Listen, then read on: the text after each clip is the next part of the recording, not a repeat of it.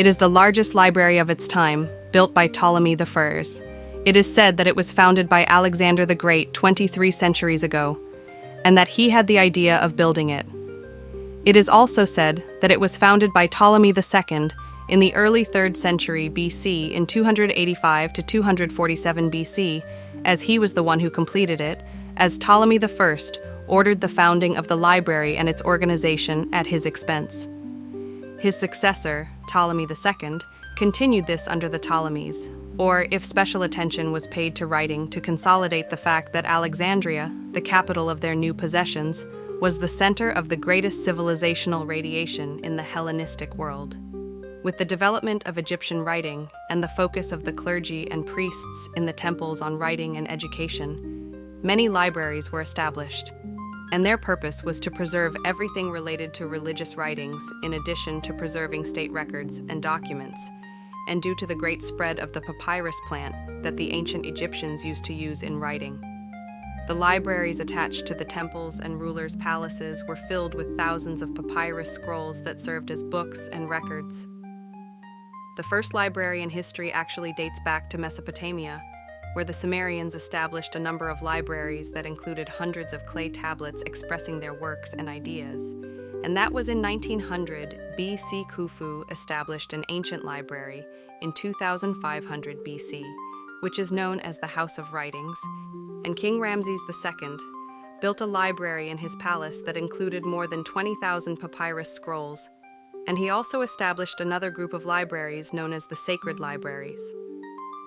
The Royal Library of Alexandria was the first public government library known in history and remained the largest library of its time. It contained the largest collection of books in the ancient world, which numbered 700,000 volumes at the time, including the works of Homer and Aristotle. The fame of the Ancient Library of Alexandria is not because it is the first library in the world, as the libraries of the pharaonic temples were known to the ancient Egyptians, but they were for priests only, and the Ptolemies themselves, who founded them, knew libraries very well. Its greatness is also due to the fact that it contained the books and sciences of the pharaonic and Greek civilizations, and in it the scientific massage and the intellectual cultural meeting took place between the sciences of the East and the sciences of the West, as it is an example of the ancient cultural globalization that produced the Hellenistic civilization, where the pharaonic and Greek intermarried. Its importance is also due to the importance of its administrators, as it was obligatory for every scholar studying there to leave a copy of his works, and because it was also in the stronghold of science and the stronghold of the code and writing tools of Egypt, where he collected what was in the libraries of the Egyptian temples. Last but not least, its scientists were free from the taboo of politics, religion, gender, race, and discrimination, as science in it was for the sake of humanity. So the scientist visiting or studying in it is only asked about his knowledge, not about his religion or nationality. Greece is considered the first to establish public libraries, where they are used by the general public, unlike the libraries in pharaonic Egypt, which were used exclusively by priests, courtiers, and senior state employees. In 48 BC, Julius Caesar burned 101 ships that were located on the shore of the Mediterranean Sea in front of the Library of Alexandria, after he was besieged by Ptolemy the Little, Cleopatra's brother, after he felt that Julius Caesar supported Cleopatra against him. The fires of burning ships spread to the Library of Alexandria, where some historians believe that it was destroyed, while history also mentions that the library was severely damaged in 391 AD, when the Roman Emperor Theodosius I ordered its destruction. Some historians theorize that despite Theodosius I's fire, the library survived until 640 AD. It was not the only library in Alexandria, but there were at least two other libraries, the Serapeum Temple Library and the Caesarean Temple Library. After the burning of the Royal Library, the Library of the Serapeum, larger than that of the Caesarean Temple, became the main library of Alexandria. Among the generations of scholars who followed the Library of Alexandria are geniuses who have been preserved by history, such as Archimedes, in which Alcibiades developed his geometry,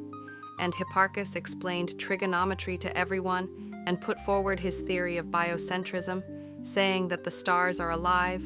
born and moved for centuries, and then eventually die. While Aristarchus of Samosi came up with the opposite thesis, i.e., the heliomaximal theory,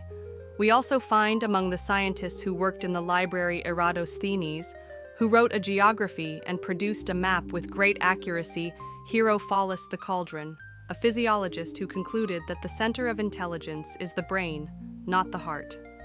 Also among the pioneers of the office were the astronomers Timaeus, Aristotle, Apollonios the Bergamist, a well-known mathematician,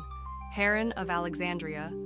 the inventor of cogwheels and steam machines with motion, the author of the book Avtomatica, the first known work on robotics, the astronomer Claudius Ptolemy, and Galen, who also worked in the office, who wrote many works on the art of medicine and anatomy. The library was revitalized in a huge project undertaken by Egypt in partnership with the United Nations agency UNESCO, where the library was rebuilt on a site close to the old library. The modern library was inaugurated in October 2002 with a large collection of 2 million books,